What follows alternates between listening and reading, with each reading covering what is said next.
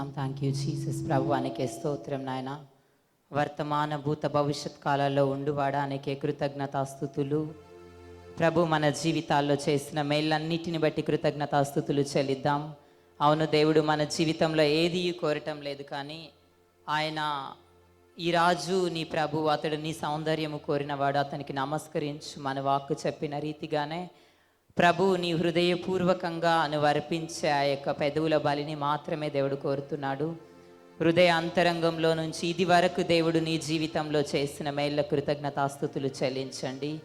అవును, చేసిన మేళ్ళకి ఎప్పుడైతే నువ్వు కృతజ్ఞతాస్తుతి చెల్లిస్తావో ఆయన మేలు చేయడానికి సిద్ధపడి అతి త్వరగా నీకు విడుదల వస్తుంది. దేన్ని గూర్చి చింతపడకుడి, కానీ ప్రతి విషయంలోనూ కృతజ్ఞతాస్తుతులు చెల్లించుడని చెప్పిన వాక్కు ప్రకారం ప్రతి ఒక్కరం దేవుడు మన జీవితాల్లో చేసిన మేళ్ళ కృతజ్ఞతలు స్తుతులు చెల్లిద్దాం. అదే రీతిగాను భాషల్లో స్తుతిస్తూ దేవుని ఆరాధిస్తూ ఉండండి. దేవుడి సన్నిధి మరలా కదలబోతూ ఉంది. ఎల్బోరీ కలరక రకలరక దొరుషక దొరుషకియానా. శక్తి లేని మమ్మల్ని ఎన్నుకున్న దేవానికే స్తోత్రం. ప్రభువా యేసయ్యా, మా శక్తి చేత బలము చేత కాక నీ ఆత్మ ద్వారానే ఇక్కడ నిలబెట్టినందుకరకై స్తోత్రం తండ్రి. అవును తండ్రి, చీకటి అంధకార దురాత్మ మాంత్రిక శక్తులన్నిటినీ బంధిస్తూ అద్భుత రీతిగా నీ సంఘాన్ని నడిపిస్తున్నందుకరకై స్తోత్రం. అల్వారీ కలరకలరకుషక హౌషియానా ఎలోహో సనాసకల్ వాసకందరిక స్వాతిరీషకందిరీష్యానా ఎల్బోరీ బల్వాదరా సునాసకల్ మాసియాందరకల్ వాష్యానా. Thank you Jesus. పునరుద్ధానుడమికే స్తోత్రం దేవా. ఎలో రకన్ వాకుల మదిరి సొందలరదర సొందలర బదర సొందాలిరి దిరి షొన్వాహాసియాన్ ఎల్బారీ హలరహాసనా హౌషహాలహాసియాన్ దిరీష్యాన్ ఎల్బారీ కల్వాహలందుల మహాన్ వాహాసెన్ మహాసియాన్ వాష్యానం తెల్వారీ కాలరీ కల్వారలర్వి దిరి షొందరి కల్బాష్యానం. Thank you Jesus. బలంగా స్తుతిస్తూ ఉండండి. దేవుడి అగ్ని, దేవుని ఆత్మ సంచరిస్తుంది. దేవుని సన్నిధి దిగిపోతుంది. ఎల్వన్ అల్వారి కల్ మహలరహోన హందర మహన్ వాహాసెన్ వాహాసిందిరీష్యానం ఎల్బారీ కల్వారలర్వి దిరి షొందార కల్వాష్యానం. నీ కొరకు ఈ దినం మూయబడిన ప్రతి ద్వారం తెరవబడబోతుంది. అడ్డుగా ఉన్న ప్రతి ఆటంకం యేసు నామంలో కూలబోతుంది. ఎల్బోరీ కల్వారలర్వా నరా కలారకన్ వాసకెందరి కల్బోషకియానం ఎల్బోరీ కలరా దరో సందార బల్వారలర్వి నిర్వి దిరి సొనాహాస్యానం. పరిశుద్ధాత్ముడే నాయకుడే నీ జీవితాన్ని నడిపించబోతున్నాడు. ఎల్బోరీ కల్వాదురు సందర మల్వారి కల్వారి కల్వాదరే హీష్యాన్ ఎలోహో సనాహా సహాన్ వాహ సుకన్ మాసియాన్ దిరీషకెన్ వీషికిన్ ఓసాలెర్వి దిరి సందర కల్బాసకిన్ దిరి సందిరి కిందిరియానా ఎల్బోరీ బల్వారబోస మంద సందరో సకందరి మంద సునాసకెన్ మీష్యానా ఓసన్ వాసియాందర కోషకియానా. అనేకులు ప్రభు దర్శనం రీతిగా చూస్తున్నారు. ఆయన సింహాసనంలో నుండి మీకు కనబడినట్లుగా అనేకులు ఆ యొక్క అనుభవాన్ని అనుభవిస్తున్నారు. ఇంకా క్రొత్త అనుభూతిలోనికి సంవత్సరం ప్రభు సంఘాన్ని నడిపించబోతున్నారు. ఎల్వోరీన రకన్ వాసకెందిరి కల్వారలర్వి దిరీషయానం. ఆటంకంగా ఉన్న ప్రతి దురాత్మన యేసు నామంలోనే శపిస్తున్నాం. దేవాని ఆత్మ సంచారం, దేవాని ఆత్మ గాలిని ఆత్మ కదలికను కనబరచబోతున్నందుకరకై స్తోత్రం. ఎవరు ఊహించని రీతిగా దేవుడు సంఘములో ఉన్న వారిని నడిపించబోతూ ఉన్నాడు. ప్రభువా నీకే మహిమ ఘనత ప్రభావాలు ఆరోపిస్తూ యేసు క్రీస్తు నామంలోనే. అవును తండ్రి, మా శక్తి చేత మా బలము చేత కాక కేవలం నీ ఆత్మ ద్వారా నడిపిస్తూ ఉన్నందుకరకై స్తోత్రం. సమస్తం నీకే అప్పచెప్తూ యేసు నామంలోనే ప్రార్థిస్తున్నాము తండ్రి, ఆమేన్. ఈరోజు మనం ధ్యానించబోయే మర్మం ఏంటంటే దేవుని అనుగ్రహం. ఒకసారి చెప్దాం అందరం, దేవుని అనుగ్రహం. మనం ఏదైనా పని చేస్తూ ఉన్నప్పుడు, లేకపోతే ఏదైనా వివాహ విషయంలో కానీ కుటుంబ విషయంలో కానీ మనం ఏ పని చేసినప్పటికీ కూడా దేవుడు మనకు తోడై ఉండని ఎడల ఆ చేసిన పని ఏమవుతుందో తెలుసా? వ్యర్థమవుతుంది. దావీదు జీవితంలో రాస్తాడు, దావీదుకు దేవుడు తోడై ఉండెను గనుక అతడు చేసిన ప్రతి యుద్ధంలో దావీదు ఏమయ్యాడు? గెలిచాడు. ఇంకా మీరు చూడండి, బైబిల్లో యోసేపుకు దేవుడు తోడై ఉండెను గనుక అతనికి కలిగిన సమస్తమును దేవుడు ఏం చేశాడు? ఆశీర్వదించాడు. అతన్ని ఆశీర్వదించాడు, అతడు ఉన్న ఇంటిని ఆశీర్వదించాడు, అతనికి కలిగిన సమస్తమును దేవుడు ఆశీర్వదించినట్లు మనం బైబిల్లో చూస్తాం. అంటే దేవుడు తోడై ఉంటే ఏం జరుగుతుంది మన జీవితాల్లో చెప్పాలి? అద్భుతం జరుగుతుంది. ఒకవేళ మనం చేస్తున్న పనిలో ఎక్కడైనా వికటం జరిగి ఎక్కడైనా నాశనం వస్తుంది, సగంలోకి వెళ్ళిన తర్వాత ఒకవేళ వివాహంలో బ్రేక్ అయింది, లేకపోతే కుటుంబం విడిపోయింది, స్నేహం దూరం అయింది, లేకపోతే ఏదైనా ఆశీర్వాదం మనకు దూరం అయింది అంటే ఒకటి జ్ఞాపకం చేసుకోవాలి, ఈ జీవితంలో నేను వెళ్తున్న ఈ ప్రయాణంలో దేవుడు నాకు తోడుగా లేడు అని. ఎందుకంటే దేవుడు తోడై ఉన్న ఏ పని కూడా ఎప్పుడు కూడా మధ్యలో వికటించదు. ఖచ్చితంగా ఏమవుతుందో దేవుడు తెలుసా? దేవుడు తోడై ఉంటే మనకు అన్ని విషయంలో 100% ఆశీర్వాదం వస్తుంది. నేను ఎందుకు ఈ మాట మీతో చెప్తున్నానంటే ఈరోజు మనం ధ్యానించే మర్మం అదే, దేవుడి అనుగ్రహం. దేవుడి అనుగ్రహం లేకపోతే ఏ సేవకుడు కూడా సేవ చేయలేడు. దేవుడి అనుగ్రహం లేకపోతే ఎవ్వరు కూడా తమ జీవితాల్లో గొప్ప స్థితికి కానీ గొప్ప స్థానానికి కానీ రాలేరు. అనుగ్రహము అంటే అనుగ్రహింపబడిన దాన్నే ఏమంటారంటే అనుగ్రహం. దేవుడు మరియకు యేసుక్రీస్తును ఒక గర్భఫలముగా అనుగ్రహించాడు దేవుడు మరియకు. కాబట్టి అనుగ్రహింపబడిన ఆమె ఎవరో తెలుసా? ధన్యురాలు. ఆమె నాకు యేసుక్రీస్తు సృష్టికర్త నా గర్భంలో రావాలి ప్రభువా, నన్ను ఆశీర్వదించు, అన్ని తరంలో నన్ను ధన్యురాలుగా చేయి, అన్ని తరంలో నన్ను ఆశీర్వదించు అని ఎప్పుడు కూడా మరియ దేవుడి సన్నిధిలో వేడుకోలేదు. ఆమెకు తెలిసిన రీతిగా, తనకు తెలిసిన రీతిగా భక్తిగా జీవిస్తూ దేవుడికి ముందుగా వెళ్తూ ఉంది. అద్భుత రీతిగా ఆమెకు దేవుడు ఏం చేశాడు తెలుసా? సృష్టికర్త అయిన దేవుడే తనను తానుగా ఆమెకి ఏం చేశాడు? అప్పగించుకున్నాడు. అనుగ్రహము అంటే ఇవ్వబడము. అంటే మనకేమి ఇవ్వబడాలి? మనం చాలామంది, నిన్న దినం నేను ఒక సహోదరితో మాట్లాడుతున్నప్పుడు ఆమె చెప్తూ ఉంది, బైబిల్లో నేను ఒకసారి ఆలోచించాను, పరలోక ప్రార్థన ఎంతమందికి తెలుసండి? పరలోక ప్రార్థన మత్తయి సువార్తలో యేసుక్రీస్తు నేర్పిస్తాడు కదా, ఆ ప్రార్థన ఒకసారి చూడండి. ఆ ప్రార్థన అంతా పరలోకమందున మా తండ్రి, ఇవన్నీ చెప్పే ముందు ఆ ప్రార్థనకు ముందుగానే రాయబడి ఉంది, మీకు అక్కరగా ఉన్నవేవో ప్రభువుకు సమస్తము తెలుసు గనుక. అంటే మనం అడగక మునిపే మనకి ఏం అక్కర ఉందో, మనకేం కావాలో, ఇల్లు కావాలా, గృహం కావాలా, ఆశీర్వాదం కావాలా, గర్భఫలం కావాలా, దర్శనం కావాలా, ప్రవచనం కావాలా, వివాహం ఎప్పుడు అవుతుందో కూడా మనకంటే ముందు, మీరు అడగక ముందే మీకు అక్కరగా ఉన్నవేవో ప్రభువుకు తెలుసు గనుక మీరు ఇలాగూ ప్రార్థన చేయండి. ఏమని ప్రార్థన? ఎంతమందికి వచ్చండి పరలోక ప్రార్థన? ఒకసారి చేద్దామా? పరలోకమందున్న మా తండ్రి, నీ నామం పరిశుద్ధపరచబడును గాక, నీ రాజ్యము వచ్చుగాక, నీ చిత్తం పరలోకమందు నెరవేరినట్లు భూమి అందు నెరవేరును గాక. మా అనుదిన ఆహారం నేడు మాకు దయచేయము, మా రుణస్థులను మేము క్షమించి ఉన్న ప్రకారం మా రుణములను క్షమించు, మమ్ము శోధనలోకి తేక దుష్టుని నుండి తప్పించు, ఎందుకంటే రాజ్యము బలము మహిమ నిరంతరం నీవై ఉన్నాయి గనుక. ఆమేన్. మనం చేయాల్సిన ప్రార్థన ఏంటి అని ప్రభు నేర్పించాడు. ఒకటే ప్రార్థన. ఏం ప్రార్థన అది? పరలోక ప్రార్థన. కానీ మనం ఈ రోజుల్లో ప్రార్థన ఒకసారి నోరు ఓపెన్ అయిందంటే మీకు బాగా తెలుసు ఏమడుగుతున్నారండి? నా గర్భం వచ్చును గాక, నా ఆశీర్వాదం దిగును గాక, నా తల హెచ్చింపు కారొచ్చును గాక. ఈ రీతిగా దేవుడు ఎప్పుడు ప్రార్థన చేయమని చెప్పలేదండి. మీరు అడగక మునిపే మీకు అక్కరగా ఉన్నవేవో ప్రభువుకు తెలియను గనుక మీరు ఇలాగూ ప్రార్థన చేయండి. మరి బైబిల్లో రాయబడి ఉంది కదా, అడుగుడి మీకు ఇయ్యబడును, తట్టుడి మీకు తీయబడును, వెదుకుడి మీకు దొరుకు, మీరు ఏది అడిగినా ఇస్తాను అన్నాడు కదా అని చాలామంది అడుగుతూ ఉంటారు. దానికి ఒక సమాధానం ఏంటంటే, అడుగుడి మీ తల్లిని తండ్రిని, రొట్టెని అడిగితే రాతినిచ్చినా, చేపని అడిగితే కప్పనిచ్చినా, గుడ్డుని అడిగితే తేలునిచ్చినా అని రాయబడి ఉంది. అదంతా వచనం మీరు లూకాసు వార్త ధ్యానించండి. అడుగు వారికి ఈ రీతిగా ఈ లోకపు తండ్రులే ఇస్తే, అడుగు వారికి ఎంతో నిశ్చయంగా పరలోకపు తండ్రి పరిశుద్ధాత్మను మీకు అనుగ్రహించును. అంటే అడగాల్సింది ఏంటి అంటే, రొట్టె, రాతి, గుడ్డు, చేప ఇవి కాదు అడగాల్సింది. ఏం అడగాలి అంటే, అడుగు వారికి ఎంతో నిశ్చయంగా ప్రభు పరిశుద్ధాత్మను అనుగ్రహించును. అంటే ఆత్మను అడగాలి, ఆత్మ ఫలములను అడగాలి, పరలోకపు శక్తిని అడగాలి అని దాని అర్థం. అంటే ఆత్మ ఫలాలు, ఆత్మ అంటే సంపూర్ణంగా విడుదల ఏది కలుగజేస్తుందో దాన్ని అడగమన్నాడు. కానీ శరీర రీతి అయిన అవసరత ప్రభువు ఎప్పుడు కూడా అడగమని చెప్పలేదు. ఇంకా బైబిల్లోనే రాయబడి ఉంటుంది యోహాను సువార్తలో, మీ సంతోషము పరిపూర్ణమగినట్లు మీరు అడగండి.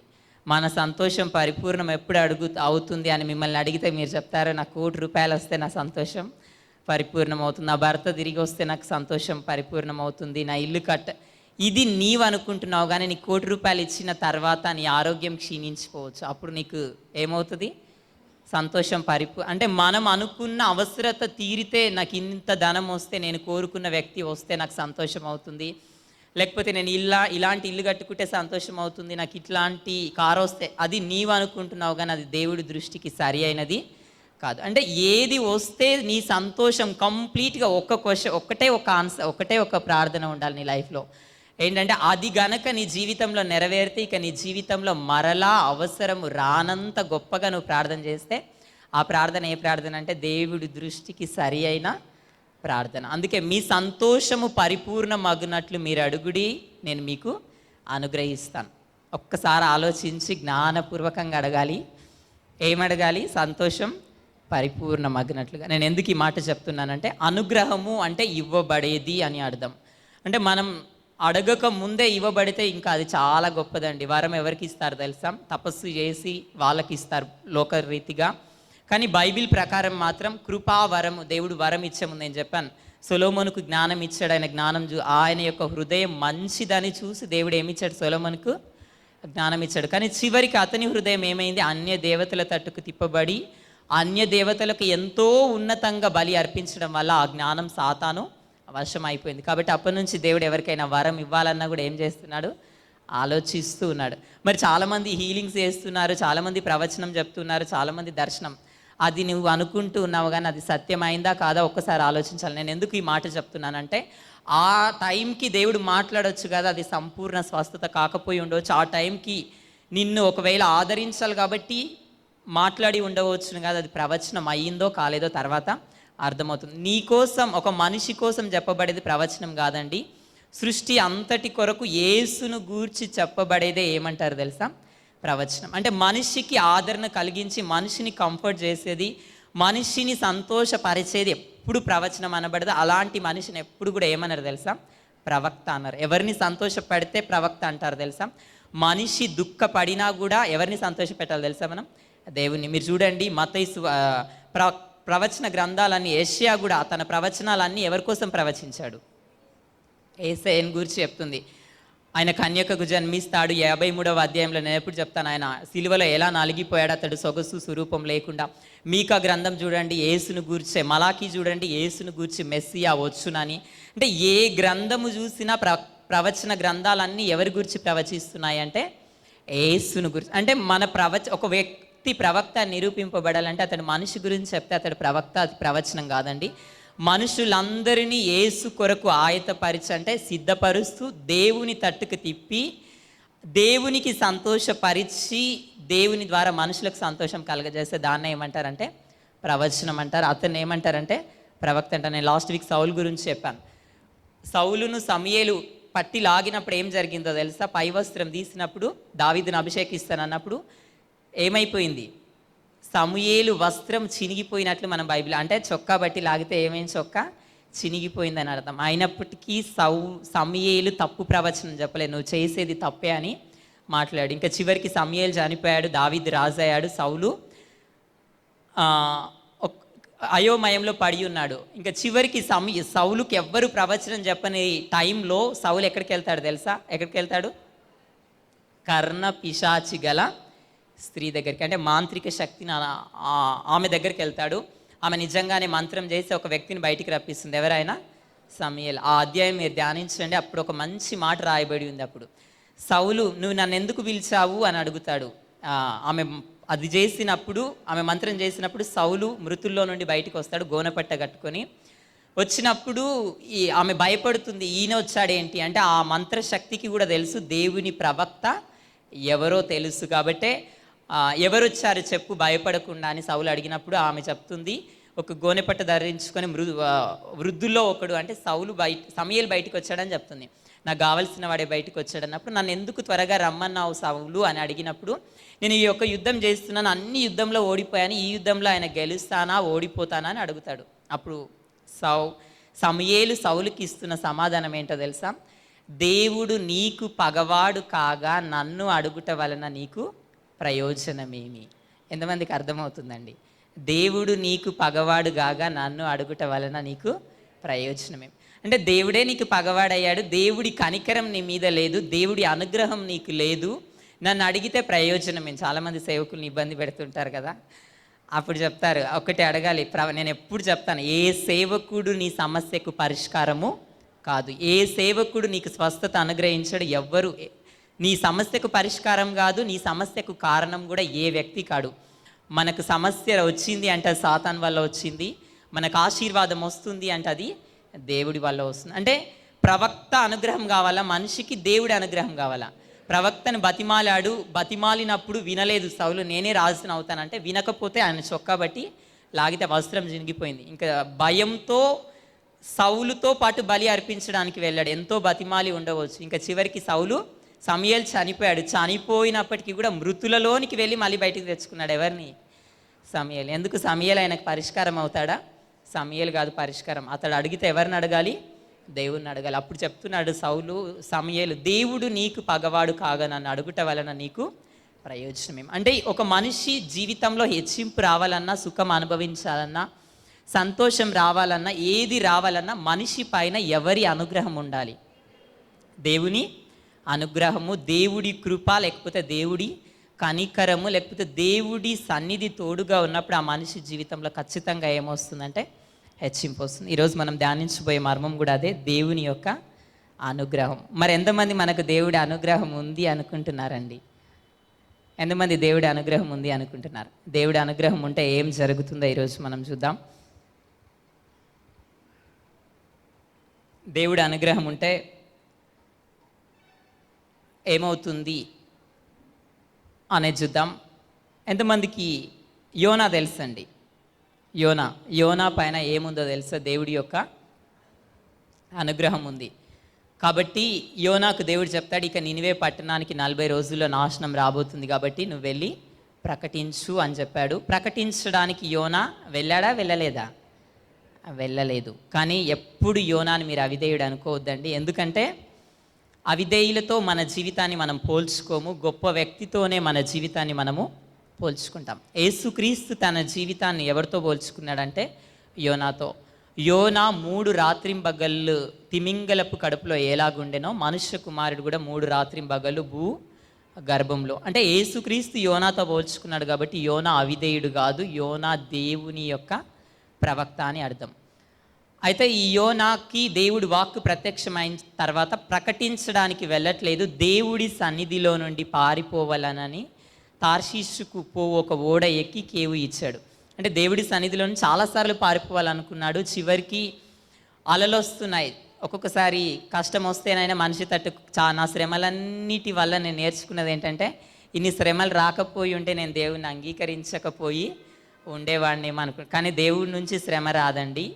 సాతాను దారిలో వెళ్తున్నావు కాబట్టి సాతాను నిన్ను ఆటంకపరిచి శ్రమ వస్తే అప్పుడు ఏమవుతుందంటే దేవుడు గుర్తుకొస్తాడు.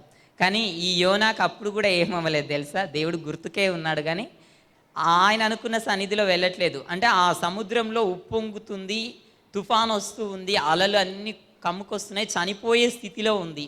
అయినా యోనా ఏమంటున్నాడు తెలుసా? అని చెప్పాను, హాలిడే వస్తుంది, దేవుణ్ణి ఆరాధించే దినం అనేసి కంప్లీట్గా ఈ ఎడ్యుకేషన్ సిస్టమ్ మారిపోతుంది అని చెప్పాను. ఎంతమంది గుర్తుంది? లాస్ట్ వీక్ ఎంతమంది వాక్యం విన్నారండి?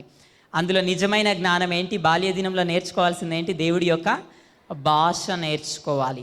అంటే అప్పుడు సంపూర్ణ చెప్పాలి జ్ఞానం వస్తుంది. ఎడ్యుకేషన్ సిస్టమ్ మారుతుంది, బ్యాంకింగ్ సిస్టమ్ మారుతుంది, ఇంకొక సిస్టమ్ ఏంటి? పొలిటికల్ సిస్టమ్, రాజకీయ. అంటే ఈ 19వ సంవత్సరం వరకు ఈ సిస్టంలో ఇంకా గజిబిజి అనేది, ఇంకా అయోమయ స్థితి అలాగే ఉండిపోతుంది. కానీ ఈ 4 సంవత్సరం వచ్చింది అంటే ఈ 3 భూలోకంలో ఉన్నాయి కూడా ఈ 3 అండి. ఎక్కువ మనిషిని బంధకాల్లో పెట్టేది ఏంటంటే డబ్బు బంధకాల్లో పెడుతుంది, అది బ్యాంకింగ్ సిస్టమ్ అనుకోండి.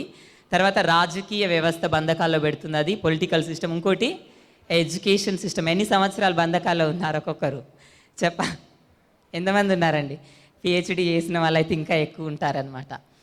అయితే అన్ని సంవత్సరం బంధకం అంటే నేను అది ఈ లోకానుసారంగా అది కరెక్టే కానీ దైవపరంగా అది కరెక్ట్ కాదు. కాబట్టి ఈ 3 వ్యవస్థ దేవుడు మార్చి మనం అనుకున్న రీతిగా, దేవుడు చెప్పిన రీతిగా మనకేమొస్తుంది?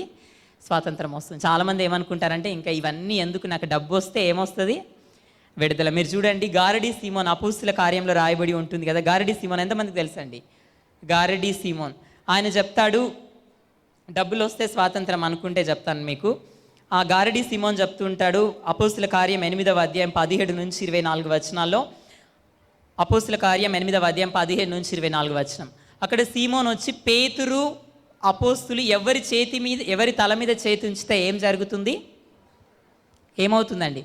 పరిశుద్ధాత్మ దిగి వస్తుంది. అప్పుడు గారడీ సీమోను నేనే ఒక గొప్ప వ్యక్తిని అని చెప్పుకుంటూ తిరిగి డబ్బులు సంపాదించుకునే వ్యక్తి ఎవరంటే ఆయన దగ్గర చాలా డబ్బు ఉంది. ఎవరి దగ్గర? గారడీ సీమోన్ దగ్గర. కాబట్టి వెళ్ళి అపోస్తుల దగ్గరికి, పేతురు దగ్గరికి వెళ్ళి అడుగుతాడు. వారి ఎదుట ఏం పెట్టాడు? డబ్బు పెట్టి నీ దగ్గర ఉన్న వరం నాకు ఇవ్వు అంటే ఈ డబ్బులు తీసుకొని ఆ పరిశుద్ధాత్మ వరం నాకు అనుగ్రహించు అని అడుగు. చాలామంది అనుకుంటారు, నేను విన్నాను కాబట్టి చెప్తున్నాను, సేవకులకు డబ్బు ఇస్తే వాళ్ళలో ఉన్న అనాయింటింగ్ని మనకి ఏం చేస్తారు? ఇంపోర్ట్ చేస్తారు. హీలింగ్ గిఫ్ట్ నేను ఇంత ఆఫరింగ్ ఇచ్చి తీసుకున్నాను, ప్రాఫెసీ, అదంతా అబద్ధం. ఒకవేళ అలా డబ్బు తీసుకొని నీకు ఇంపోర్ట్ చేశాడంటే ఆ ప్రవక్త చేసింది కూడా అబద్ధం అనే అర్థం, కానీ అది సత్యము కాదు. ఎందుకంటే ఇక్కడ క్లియర్గా రాయబడి ఉంది, ధనము వలన మనము వరము సంపాదించుకొన. డబ్బులు ఇచ్చి అంటే అంటాడు, ధనము ఇచ్చి నువ్వు వరం సంపాదించుకోవాలనుకుంటున్నావు కాబట్టి నువ్వు ఘోరమైన దుర్నీతి బంధకాలలో ఉన్నట్టు నాకు కనబడుచుంది, మొదట క్షమాపణ అడుగు, తర్వాత నీకు వరం వస్తుందేమో అని అడుగుతాడు. అంటే అప్పుడు ఇంకా ఆయన భయపడిపోతాడు. ఎందుకు చెప్తున్నా అంటే డబ్బులు ఇస్తే దేవుడి వరము రాదు. పరిశుద్ధాత్మ వరాలు ఎంతమందికి కావాలండి? ఆత్మఫలాలు, ప్రేమ, సంతోషము, సమాధానము, దీర్ఘశాంతం, దయాళుత్వం, మంచితనం, విశ్వాసం, సాత్వికం, ఆశా నిగ్రహం. అంటే సమాధానం రావాలన్న డబ్బు వల్ల సమాధానము అంటే చూడండి, ఆత్మ ఇచ్చే ఏది సమాధానం డబ్బు వల్ల రానే. ఎంతమందికి సమాధానం కావాలండి? అది డబ్బు వల్ల రాదు అని రాయబడి ఉంది. అంటే ఆ సమాధానం ఎక్కడి నుంచి వస్తుంది? ప్రేమ ఎక్కడి నుంచి? భర్తకు ప్రేమ లేదు అని చాలామంది చెప్తూ ఉంటారు. ఎక్కడి నుంచి వస్తుంది? డబ్బు ఇస్తే ప్రేమ అనేది రాదు. ప్రేమ, ఆత్మ ఫలాలు కానీ ఆత్మ వరాలు కానీ రావాలంటే డబ్బు వలన కానే కాదు. దేనివల్ల వస్తుంది? పరిశుద్ధాత్మ దేవుని వరమే ఆత్మ వరాలు, ఆత్మ ఫలాలు. అది మన హృదయం వలన ప్రార్థన ద్వారానే వరాలు కానీ ఫలాలు కానీ వస్తాయి, కానీ డబ్బు వలన రానే రావు. ఎంతమంది దైవానికి దగ్గరగా జీవించాలనుకుంటే వరాలు కావాలి. వరాలు కావాలంటే డబ్బు ఇస్తే వరం వస్తుందా? ప్రార్థన ద్వారా వరం వస్తుంది. ఇంకా మీరు చూడండి, అపోస్తుల కార్యం 16వ అధ్యాయం 16 నుంచి, అపోస్తుల కార్యం 16వ అధ్యాయం 16 నుంచి 34 వచనంలో రాయబడి ఉంటుంది. పౌలు, శీలలు ఇద్దరు కలిసి దయ్యాలను వెళ్ళగొడుతూ ఉంటారు. దయ్యాలు వెళ్ళగొట్టే వరం రావాలంటే ఏం చేయాలి? డబ్బులు ఇస్తే వస్తుందా? దేవుడికి ప్రార్థన చేస్తే వస్తుందా? అభిషేకం ద్వారా దయ్యము పారిపోతుంది. అయితే దయ్యాలు వెళ్ళగొడుతూ తిరుగుతూ ఉన్నారు పౌలు, శీలలు. ఒక దగ్గరికి వెళ్ళినప్పుడు పుతోను అనే ఒక దయ్యం పట్టిన ఒక చిన్నది కనబడుతుంది. ప్రతిసారి మీరు దేవుని కుమారులని ఆటంకపరుస్తూ ఉంటుంది. ఒక దేశంలో దయ్యం పట్టింది. అయితే ఆ పుతోను అనే దయ్యం వెళ్ళగొట్టడానికి ఇంకా చాలాసార్లు ఇలా ఆటంకపరుస్తుందని పౌలు, శీల ఇద్దరు ఏం చేస్తారంటే దయ్యము వెళ్ళగొడతారు. ఆ యొక్క చిన్న దానిలో నుండి వెళ్ళగొట్టిన తర్వాత ఏం చేస్తుందంటే ఆ చిన్న దాని యజమానురాలికి ఏం పోయిందంట తెలుసా? లాభం సాధనం పోయింది. అంటే ఈ చిన్న దాని లోపల దయ్యం ఉంది. ఆ దయ్యం ఉండడం వల్ల చిన్నది ఏం చెప్తుందో తెలుసా? సోదే చెప్తూ ఉంది. సోదే అంటే ఎంతమందికి తెలుసా? ఎంతమంది జాతకాలు చెప్పించుకున్నారు ఇక్కడ? నేను ఒకసారి చెప్పాను, హస్తరేఖల ద్వారా జీవితంలో నీకు ఇంత ఆయుష్ ఉంది, నీకు ఇలాంటి భార్య వస్తుంది, అది ఇది చెప్తారు. హస్తరేఖలు ఎలా ఏర్పడతాయి ఒకసారి చెప్పాను. ఎంతమంది గుర్తుందండి? మనం తల్లి గర్భంలో ఉన్నప్పుడు చాలా స్కిన్ ఎట్లుంటుంది? మనది స్మూత్గా ఉంటుంది. అది గర్భంలో ఈ యొక్క హస్తం మూయబడి ఉంటుంది. కాబట్టి మీరు చూడండి, మన కాలు కూడా ఇప్పుడు మనకేంటంటే అది కరెక్ట్గా ఉంటుంది, కానీ ఆ కాలు కూడా మూయబడే ఉంటుంది అక్కడ. కాబట్టి మన కాలుకి రేఖలు ఉన్నాయి, మన చేతి కూడా మూయబడి ఉంది కాబట్టి రేఖలు ఉన్నాయి. మనకి ఎక్కడెక్కడ ముడత వస్తుంది, మన కనురెప్పల పైన కూడా ఏముంటుంది? ముడత వస్తుంది. ఇది ఎందుకు ఉంది అంటే ఈ కన్ను కూడా మనం తల్లి గర్భంలో ఉన్నప్పుడు మూయబడి ఉంది. అంటే అప్పుడు హస్తరేఖ చెప్పినప్పుడు ఈ రేఖలు కూడా వాళ్ళు చెప్పాలి. నేను ఎందుకు ఈ మాట చెప్తున్నా అంటే ఈ రేఖ ఎలా ఏర్పడిందంటే తల్లి గర్భంలో శిశువు ఆ యొక్క హస్తం మూసి ఉంది కాబట్టి రేఖ వచ్చింది, కానీ రేఖను బట్టి మన జీవితము నిర్ణయింపబడదు. దేవుని గ్రంథాన్ని బట్టి, దేవుడి ప్రవచనం బట్టి మన జీవితం నిర్ణయింపబడుతుంది. అయితే ఈ చిన్న దానిలో ఒక దయ్యం ఉంది. ఆ దయ్యం వలన ఈమె సోదే చెప్తుంది. అంటే ఇప్పుడు సోదే చెప్పిరు, జాతకం చెప్పింది, ఆ వ్యక్తి వచ్చి ఇలా చెప్పాడు, ఈ వ్యక్తి వచ్చి ఇలా చెప్పాడు అంటే ఏముంటే చెప్తారండి? చెప్పాలి. అంటే ఈమె సోదే చెప్పిస్తుంది. సోదే చెప్తే ఏమిస్తారు మీరు? ఇంకా వాళ్ళు డిమాండ్ చేసి మరీ అడుగుతారు, ఇంత ఇస్తేనే నేను చెప్తాను అని. అంటే దాని అర్థం ఏంటంటే సోదే చెప్పడం వల్ల ఆమె ధనం సంపాదించుకుంటుంది. చిన్నదానిలో నుంచి దయ్యం వెళ్ళిపోతే ఆ పిల్ల ఏం చెప్పట్లేదు కాబట్టి, సోదే చెప్పట్లేదు కాబట్టి యజమానురాలికి ధనం రావట్లేదు అన్న కోపంతో పౌలు, శీలను పట్టి బంధించి చెరసాలలో వేసి చావడిలో చాలా దెబ్బలు కొట్టారు. అంటే పౌలు, శీలలు ఇప్పుడు ఏమయ్యారు చెప్పాలి? దయ్యం వెళ్ళగొట్టినందుకు బంధకాలలోనికి వెళ్ళిపోయారు. ఆ బంధకాల్లో నుంచి చాలామంది ఎవరైనా జైలుకి వెళ్ళండి, ఎంతమంది వెళ్ళినారో నాకు తెలియదు, కానీ వెళ్ళినప్పుడు మొట్టమొదట ఏం చెప్తారు, ఆ వ్యక్తికి ఫోన్ చేయండి, ఈ వ్యక్తికి ఫోన్ చేయండి, నన్ను బెయిల్ కావాలి అని అడుగుతూ ఉంటారు. ఆ టైంలో పౌలు శీలకు కూడా చాలా పలుకుబడి ఉందండి, కానీ ఎవ్వరిని అడగలేదు వాళ్ళు. ఎందుకంటే ధనం ద్వారా ఏం రాదు, విడుదల. జైలు, చెరసాల, బంధకాల్లో నుంచి ధనం ద్వారా కూడా విడుదల రాదు. ఒకవేళ వచ్చింది అంటే అది తప్పుడుగా ఏదో బెయిల్ చెప్పి ఏదో అబద్ధం చెప్పి విడిపిస్తున్నారు కాబట్టి, ఏదో లంచం ఇచ్చి విడిపిస్తున్నారు కాబట్టి అది నిజమైన విడుదల. ఈ పౌలు శీలలు అన్ని బంధకాల్లో ఉన్నప్పటికీ ఎలా విడుదల పొందారంటే, ఆ రాత్రి పాటలు పాడుతూ ప్రార్థిస్తూ ఉండగా పెద్ద భూకంపం వచ్చి చెరసాల తలుపులన్నీ తెరుచుకొని పునాదులన్నీ అదిరి బంధకాలన్నీ ఊడిపోయాయి. ఇప్పుడు నీ బంధకాలన్నీ ఊడిపోవాలి ఒక్కటి లేకుండా అంటే ఏం చేయాలి? ఎవరైనా పేరున్న వ్యక్తిని పిలిపించుకోవాలా, లేకపోతే పేరున్న సేవకుడు వచ్చి విడుదలిస్తాడా, లేకపోతే డబ్బు వల్ల విడుదల వస్తుందా, పాటలు పాడుతూ ప్రార్థన చేస్తే విడుదల వస్తుందా? అన్నీ ఒకవేళ నేను చెప్తున్నా నిజంగా డబ్బు ఉంటే నీ అప్పు తీరొచ్చండి, నేను కాదు అన్నా అంటే ఒక బంధకం ఊడుతుంది అంతే. అన్ని బంధకాలు ఊడాలంటే మాత్రం ఏం కావాలి? పౌలు శీలల్లాగా అందరి బంధకాలు, నీ ఒక్కడి బంధకం కాదు, అందరి బంధకం ఊడాలంటే ప్రార్థన చేస్తే. అంటే ఇప్పుడు డబ్బు వల్ల రెండవ అటు వరము రాదు, ఇటు ఇంకా ఏం రాదండి చెప్పాలి, విడుదల కూడా రాలేదు. ఇంకొక చూద్దాం డబ్బు వల్ల ఏం రాదు అనేది. ఇంకొకటి అపోస్తుల కార్యం 8వ అధ్యాయం 26 నుంచి 40 వచనం. అపోస్తుల కార్యం 8వ అధ్యాయము 26 నుంచి 40 వచనం. అపోస్తుల కార్యం 8వ అధ్యాయం 26. అక్కడ ఒక వ్యక్తి ఉన్నాడు. ఈయన ఎవరు అంటే ఐథియోపియాలో ఒక రాణి ఉంది. ఆ రాణి పేరు కందాకే. ఆ రాణి పేరేంటి? కందాకే. క్రింద రాణుల దగ్గర ఎవరుంటారు తెలుసా? ఎవరుంటారు? కాపలిగా నపుంసకులు ఉంటారు. రాణి క్రింద ఉన్న నపుంసకుడు ఎవరు అంటే ఈ యొక్క ఒక మంత్రి అయిన ఐథియోపియాల నపుంసకుడు. ఇతని పేరు అక్కడ రాయబడి లేదు, కానీ ఆయన మంత్రి అని రాయబడి ఉంది. ఆయన ఆ కందాకే, ఐథియోపియాల రాణి పేరు కందాకే. ఆ కందాకే అనే రాణి ధనాగారం అంతటి మీద ఈయన ఎవరంట? మంత్రి. అంటే ధనాగారం అంతటి అని ఉంది కాబట్టి ఆ రాణి, ఆ రాజుకున్న ఐశ్వర్యం అంతటి మీద అధిపతి ఎవరు అంటే ఈ యొక్క నపుంసకుడు. అయినప్పటికీ నపుంసకుడికి ఏం లేదు తెలుసా? సంతోషం లేదు. కాబట్టి సంతోషం, డబ్బు వల్ల లోక సంతోషం ఉంటే దేవుడి దగ్గరికి చాలామంది రారండి. లోకం ఎవరు ఆ సంతోషం, డబ్బు, చాలామంది ధనవంతులు కూడా ఈ టైంలో లోబడుతున్నారు. ధనం వదిలిపెట్టి దేవుని భక్తి అని ఎందుకు వస్తారంటే డబ్బు వల్ల వాళ్ళకి డబ్బు వల్ల భయం ఎక్కువ ఉంటుంది.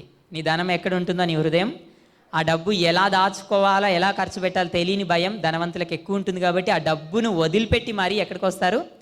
దేవుడి దగ్గర. అంటే ఈ ధనవంతుడికి కూడా అన్ని శోధన ఉండవచ్చు కాబట్టి యెరూషలేం దేవాలయానికి వెళ్ళాడు రథం మీద దేవుణ్ణి ఆరాధించాడు. అయినప్పటికీ ఏం లేదు తెలుసా? ఆయనకు సంతోషం లేదు. చాలామంది ఏం చేస్తుంటారంటే చర్చికి వచ్చేటప్పుడు బైబిల్ చదువుతారు, ఇల్లంతా బైబిల్ చదువుతారు, వచ్చి వెళ్ళేటప్పుడు కూడా చాలా తక్కువ మంది, ఎందుకంటే బ్లెస్సింగ్ వచ్చిందని వెళ్ళిపోతూ ఉంటారు. కానీ ఈయన యెరూషలేము దేవాలయంకి వెళ్తూ ఉన్నాడు, ఆరాధించాడు. మళ్ళీ తిరిగి వచ్చేటప్పుడు రథం మీద ఏం చదువుతున్నాడు తెలుసా? యెషయా గ్రంథం చదువుతున్నాడు. అంటే వెళ్ళేటప్పుడు ఆరాధించడానికి వెళ్ళాడు, తిరిగి వచ్చేటప్పుడు కూడా ఏం చేస్తున్నాడు అంటే ఇంట్లో నుంచి బయలుదేరడం, ఆరాధనకి వెళ్తున్నాడు, ఇంటికి వచ్చేంత వరకు కూడా ఆయన గ్రంథం చదువుతున్నాడు. అయినప్పటికీ అతనికి గ్రంథం అంటే ఏంటో అర్థం కాలేదు. అప్పుడు ఆత్మచేత కొనిపోబడి వస్తాడు. ఫిలిప్పు వచ్చి ఏమిస్తాడు తెలుసా? ఆ యెషయా గ్రంథం యొక్క అర్థం చెప్తాడు. వధకు తేబడిన గొర్రెపిల్ల ఎవరు అని యేసును గురించి చెప్పిన తర్వాత అప్పుడు నమ్మి బాప్తిజమము పొందుతాడు. అప్పుడు వచ్చింది నిజమై. అప్పుడు అతడు అక్కడ రాయబడి ఉంది, అతడు సంతోషముతో కందాకి క్రింద ఉన్న నపుంసకుడు. అప్పుడు అంటే ధనం ఉంది, ఆరాధిస్తున్నాడు, రథం మీద తిరుగుతున్నాడు, అన్నీ ఉన్నాయి, కానీ ఏం లేదు. కానీ ఎప్పుడైతే దేవుని ఆత్మ పూర్ణుడై దేవుని అంగీకరించి సంతోషం పొందాడు, అప్పుడు నిజమైన పరిపూర్ణ సంతోషం ఉంది. అంటే ఈ మూడు ధనం ద్వారా వరం కొనలేము, ధనం ద్వారా విడుదల రాదు, ధనం ద్వారా ఇంకా ఏం రాదు? సంతోషం. అలా అని నేను ధనం ఉండకూడదు అని నేను చెప్పట్లేదు. ధనం ఒక్క పరిష్కారం మాత్రమే, కానీ అన్నిటికీ పరిష్కారము. నువ్వు ధనం వెంట పరిగెత్తావనుకో, లోకం, సాతానులన్నీ నీ వెంట పరిగెడతాయి. నువ్వు దేవుని వెంట పరిగెడితే ధనం నీ వెంట. అందుకే బైబిల్లో రాయబడి ఉంది, జ్ఞానము వెంబడి ఘనత ఐశ్వర్యము వస్తుంది. అంటే నువ్వు జ్ఞానాన్ని వెంబడిస్తే ఏమొస్తుంది? ఘనత వస్తుంది. ఆ ఐశ్వర్యము నిన్నెప్పుడు కూడా శోధనలోనికి తీసుకొని రాదు. మరి ఈ లోకంలో చాలామంది ఎలా ధనవంతులు అయ్యారు అంటే నేను ఒకసారి చెప్పాను, ఎంతమంది గుర్తుందండి? ఒకసారి చూద్దాం. ప్రకటన గ్రంథం 18వ అధ్యాయము. ఎలా విడుదల పొందుతామో అనే స్వాతంత్రం గురించి, దేవుని అనుగ్రహం గురించి మనం ధ్యానిస్తున్నాం. ప్రకటన గ్రంథం 18వ అధ్యాయం మొదటి 3 వచనం ధ్యానిద్దాం.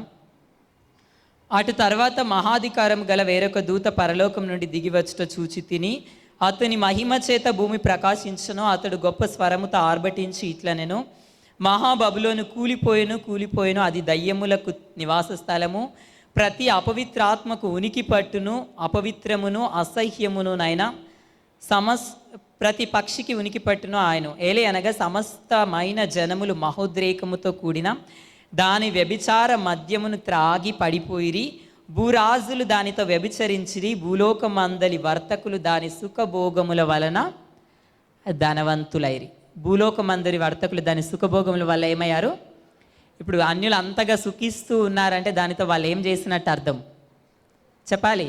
కాబట్టి మీరు కూడా అలా కావాలని వేశ్యతో వ్యభిచారం చేస్తే ఏమొస్తుందంట? అలాంటి ఐశ్వర్యం కోరట్లేదు కాబట్టి నువ్వు ఇంకా ఎలా ఉన్నావు? పాపం ఎలా ఉన్నావు చెప్పాలి. దీనుడిగానే ఉన్నావు. మరి ఈ దీనంలానే ఇంకా 4 సంవత్సరాలు నేను ఈ దరిద్రం అనుభవించాలా అని ఎంతమంది అనుకుంటున్నారండి? అనుభవించాల్సిన పని లేదు. మొన్నటి దినం నేను ధ్యానిస్తూ ఉన్నాను, ప్రభు మాట్లాడాడు ఏంటంటే, క్లియర్గా బైబిల్లో ఒక మాట ఉంది, కుక్కలును మాంత్రీకులను పరలోక రాజ్యము. మాంత్రీకులు ఎందుకు చేరరు అంటే, మాంత్రీకుల గురించి ఏం రాయబడి ఉందంటే, దేవుని సృష్టికి విరోధంగా, దైవశక్తికి విరోధంగా చేసే దాన్నే ఏమంటారు? మంత్రశక్తి. దాని ద్వారా మనిషిని మాత్రమే కాదు దైవాన్ని కూడా దుఃఖ పెడతారు కాబట్టి మాంత్రికులు రారని ఉంది.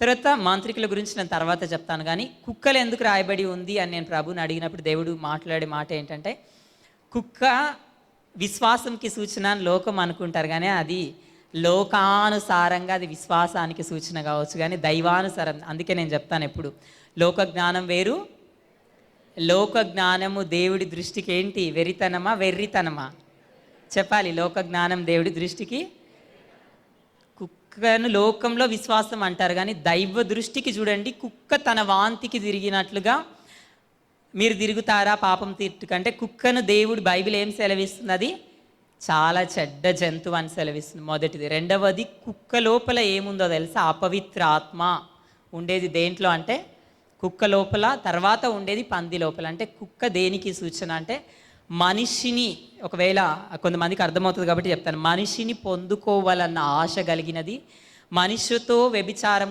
చేయాలన్న చెడ్డ ప్రేరేపణ కలిగిన జంతువు ఏదంటే కుక్క. కాబట్టి దాన్ని ఏమంటారంటే, ఇది దేవుడు చెప్పిన మాట అండి.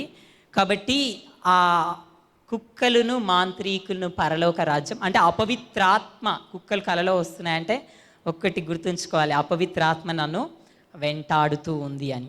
అంటే అపవిత్రాత్మ దానిలో ఉంది కాబట్టి కుక్క కూడా దేనికి చేరదు చెప్పాలి? పరలోక రాజ్యం. అంటే కుక్కతో అలా చేసినా ఒకటే, ఈ వేశ్యతో అలా చేసినా ఏమొస్తుంది చెప్పాలి? ధనం వస్తుంది. మనం అందుకొరకు రాయబడి ఉంది, లోకం ధనం అలా వచ్చింది. మరి అన్ని దినం మరి ధనం రాకుండా ఇలానే ఉండాలా అంటే ఒక మాట అదే చూద్దాం మనము. ప్రకటన గ్రంథం 3వ అధ్యాయం. ఎవరు ధనవృద్ధి ఎంతమందికి కావాలండి? దేవుడి చిత్తానుసారమైన ధనం ఎంతమందికి కావాలి? కొంతమంది అడుగుతున్నారు. అంటే దేవుడి చిత్తం లేని ధనం చాలామందికి కావాలని అర్థం. దేవుడి చిత్తం లేకుండా వచ్చే ధనం సమస్త కీడులకు మూలం. దేవుడి చిత్తానుసారంగా వచ్చిన ధనం మనకు ఘనత తీసుకొచ్చి పెడుతుందండి. ఒకసారి చూద్దాం. ప్రకటన గ్రంథం 3వ అధ్యాయం 14 నుంచి 19 వచనం వరకు. లవదొకియాలో ఉన్న సంఘపు దూతకి ఇలాగ వ్రాయము, ఆమెను అనువాడును, నమ్మకమైన సత్య సాక్షియు, దేవుని దృష్టికి ఆదియునైన వాడు చెప్పు సంగతులేవనగా, నీ క్రియలను నేను ఎరుగుదును. నీవు చల్లగానైనను వెచ్చగానైనను లేవు. నీవు చల్లగానైను వెచ్చగానైనా ఉండిన మేలు. నువ్వు వెచ్చగానైనను చల్లగానైనా ఉండక నులివెచ్చగా ఉన్నావు గనుక నేను నిన్ను నా నోట నుండి ఉమ్మివేయ ఉద్దేశించున్నాను. నువ్వు చెప్తున్నాడు దూతతో దేవుడు, మనిషికి కాదు. నీవు దౌర్భాగ్యుడవును. దౌర్భాగ్యం, నేను ఒకసారి అనుకున్నాను దౌర్భాగ్యం అంటే ఏంటి అని. నాకు నిజంగా దేవుడు రాకడను బయలుపరిచాడు. ఈ దేవుడి కృప వలన, నా శక్తి కాదు, నా బలం కాదు, నా జ్ఞానం కాదు, నేను కంప్లీట్గా శూన్యం. దేవుడి అనుగ్రహం నా మీద ఉంది కాబట్టి రాకడ దర్శనాలు అన్నీ నాకు దేవుడు ఇచ్చాడు. అంటే ఇది నాకు వచ్చిన గొప్ప భాగ్యం. ఇది నాకు చాలా గొప్ప భాగ్యం. లోకంలో ఉన్న మనుషులు చెడును కూడా గొప్ప భాగ్యంగా ఎంచుకుంటే నాకు గొప్ప భాగ్యం దొరికింది. లోకంలో ఉన్న మనుషులకు ఏం దొరికింది? చెడ్డదాన్ని కూడా వాళ్ళు భాగ్యంగా, చెడును కూడా భాగ్యముగా అంటే తాను చేస్తున్న పాపాన్ని కూడా ఇష్టంతో చేస్తే దాన్ని ఏమంటారంటే చెడ్డ భాగ్యం. దాన్నే ఏమంటారు? దౌర్భాగ్యం. అంటే మంచి భాగ్యం దొరకవచ్చు, దౌర్భాగ్యం కూడా దొరకవచ్చు. మనకి ఏ భాగ్యం కావాలండి చెప్పాలి? దౌర్భాగ్యం కావద్దు, చెడ్డ భాగ్యం అస్సలు లభించొద్దు. మనకి ఏ భాగ్యం కావాలి? ఇక్కడ రాయబడి ఉంది, దౌర్భాగ్యుడవును, దిక్కుమాలిన వాడవును, దరిద్రుడనవును, గుడివాడవును, దిగంబరుడనవై ఉన్నావని ఎరుగక నేను ధనవంతుడను, ధనవృద్ధి చేసి ఉన్నాను, నాకేమీ కొదవలేదని చెప్పుకొనుచున్నావు. నీవు ధనవృద్ధి చేసుకొనున్నట్లు అగ్నిలో పుటం వేయబడిన బంగారము, నీ దిశముల సిగ్గు కనబడకుండునట్లు ధరించుకొనుటకు తెల్లని వస్త్రములను, నీకు దృష్టి కలుగునట్లు నీ కన్నులకు కాటుకను నా యొద్ద కొనుమని నీకు బుద్ధి చెప్పుచున్నాను. కాటుక బైబిల్ రాయబడింది. అందుకే ముస్లిం సహోదరు ఏం పెడతారు? కళ్ళకి సుర్మా పెడతారు.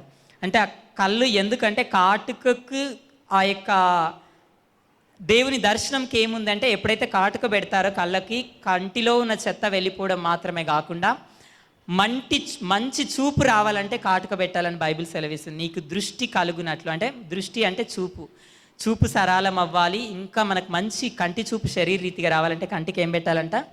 కాటుక అని బైబిల్లో రాయబడింది.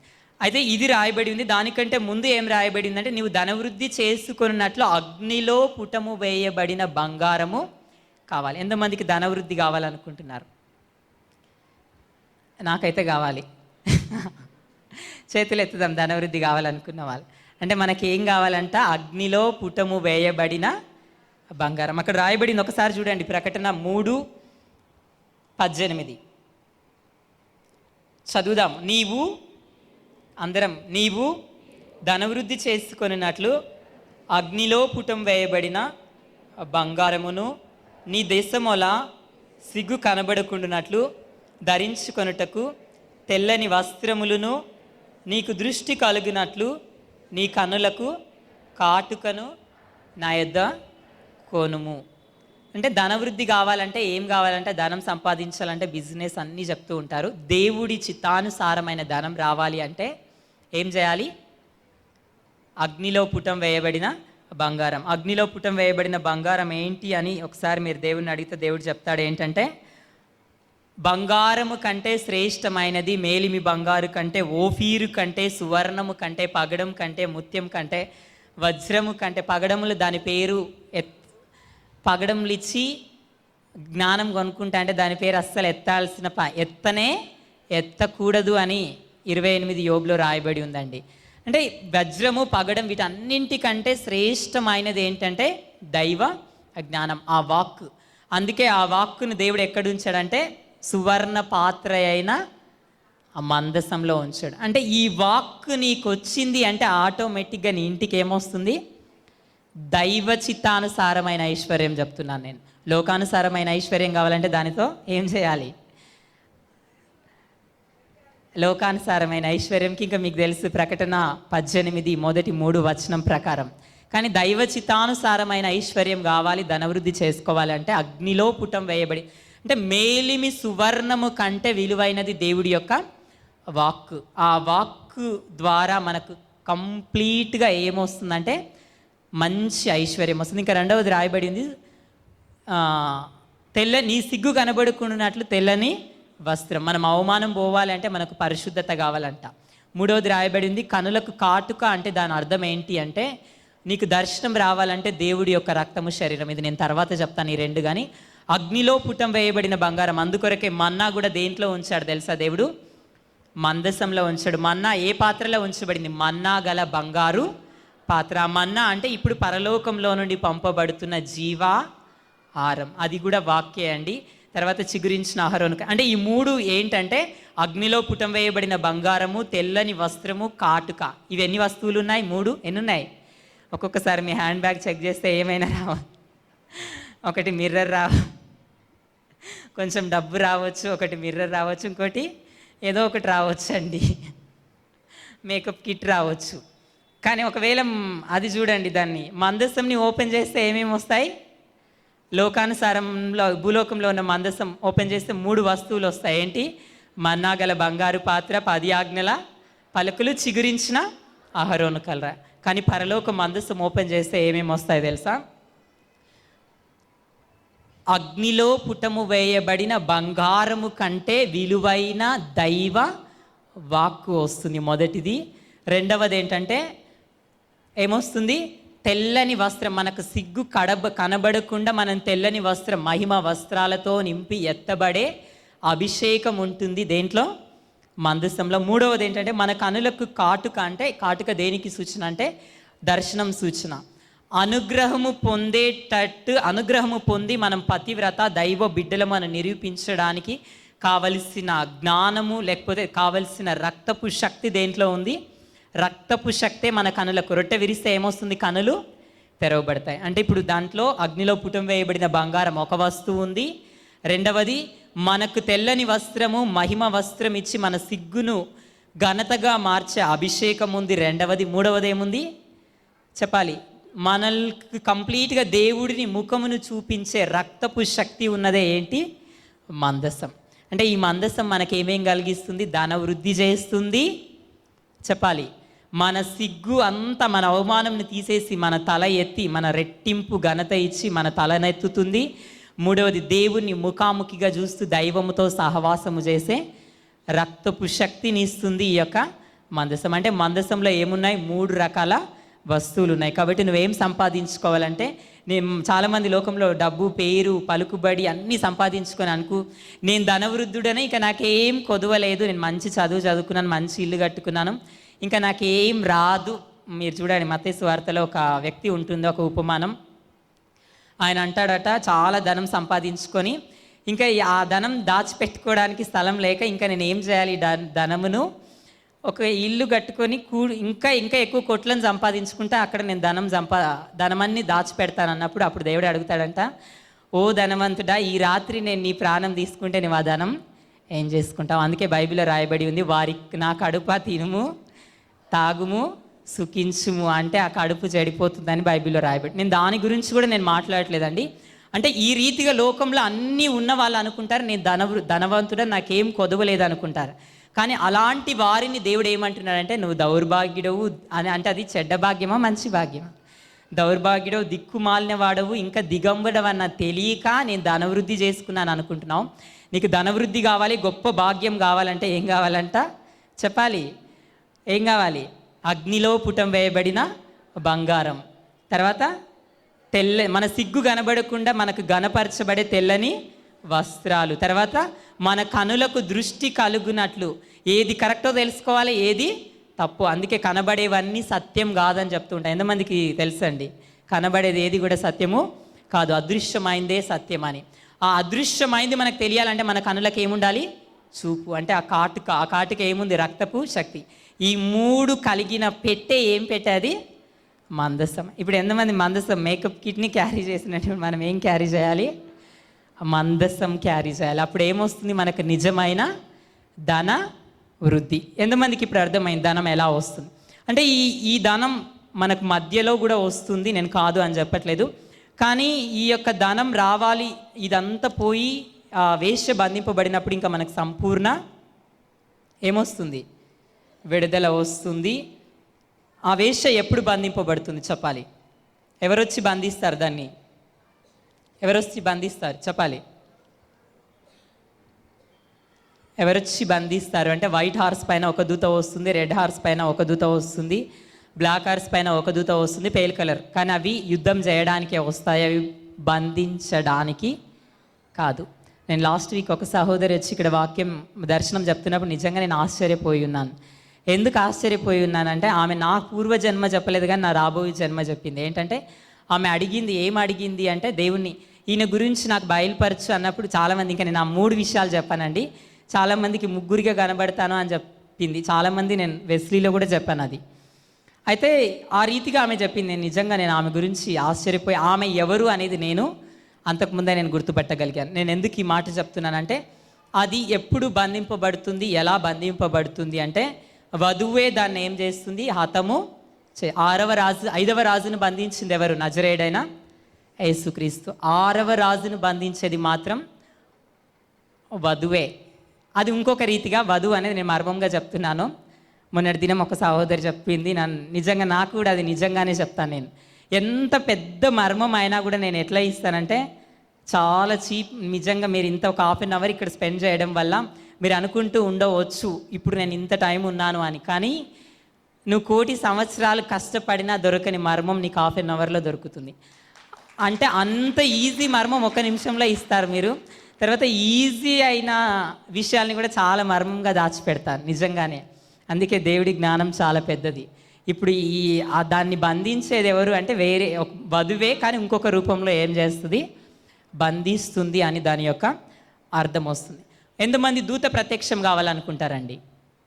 దూత ప్రత్యక్షం అయితే ఏమైంది? మరియా చెప్పాలి, ధన్యురాలైంది. మరియకు కుమారుడు అనుగ్రహింపబడ్డాడు.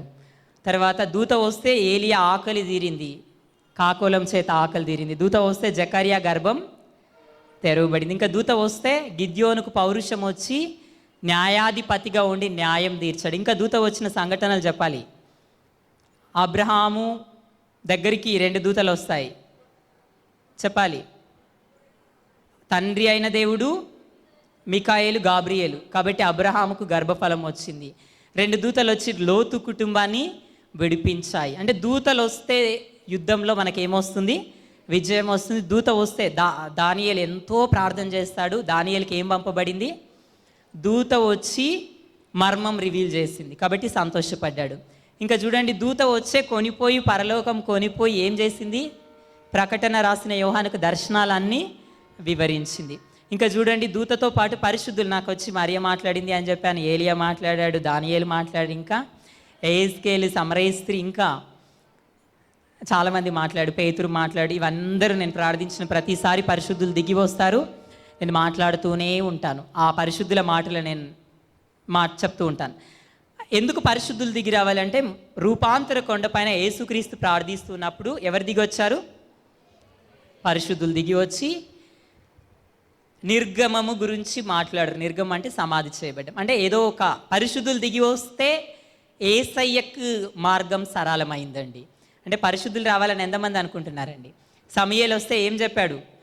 పాతాళంలో నుంచి, మృతుల్లో నుంచి సమూయేలు వచ్చి చెప్పాడు, దేవుడు నీకు పగవాడైతే నన్ను అడిగితే ప్రయోజనం ఏముంది, దేవుడిని అడుగు అంటున్నాడు.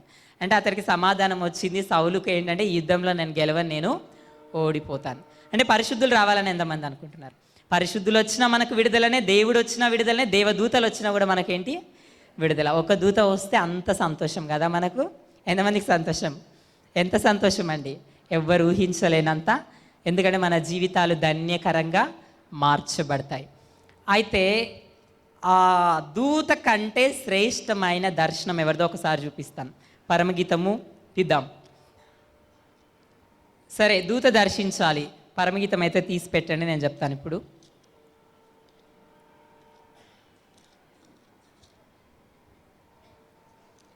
పరమగీతం 6వ అధ్యాయం. అయితే దూత దర్శిస్తే అంత సంతోషం. మరి యేసయ్య దర్శించాలని ఎంతమంది అనుకుంటున్నారు? కానీ ఒక్క మాట చెప్తాను, యేసయ్యకు యెరూషలేము ఎవరి కోసం కట్టారండి? యెరూషలేము దేవాలయం ఎవరి కొరకు కట్టారు? ధూపం వేయడం. అంత గట్టి సొలొమోన్ చెప్తాడు, ధూపం వేయడానికి నేను కట్టాను. దేవుడి కోసం. దేవాలయం ఎవరి కోసం కడతారండి? ఆ పేరులోనే రాయబడి ఉంది, దేవా ఆలయము. అంటే దేవుడు నివసించే ఆలయాన్ని దేవాలయం అంటారు. దేవుడి కోసమే కట్టారు. దేవుడికి ధూపం వేయడానికి, దేవుడి అనుగ్రహం దిగి రావడానికి, అద్భుతం జరగడానికి. కానీ ఆ దేవుడు తన కోసము కట్టిన దేవాలయానికి సృష్టికర్త అయిన దేవుడు నరరూపిగా మారి దర్శించడానికి వచ్చాడు. ఎక్కడికి? యెరూషలేం దేవాలయంకి వస్తే ఏమడిగారు? రూకలు మార్చువారిని, గువ్వలు మార్చువారిని, గొడ్లను చేసిన వారిని వెళ్ళగొట్టేటప్పుడు, నువ్వు ఇన్ని చేస్తున్నావు, నువ్వు మాకే సూచక క్రియ చూపిస్తావంటే దేవాలయం పడగొట్టు నేను 3 దినంలో కడతానన్నాడు. అంటే దేవుణ్ణే వీళ్ళు ఏమడిగారు? సూచక క్రియ అడిగారు. నేను ఎందుకు ఈ మాట మాట్లాడుతున్నానంటే, దేవాది దేవుడు తాను కట్టించిన ఇంటికి వెళ్తే ఏం చేస్తున్నారు? గుర్తుపట్టారా? గుర్తుపట్టలేదా?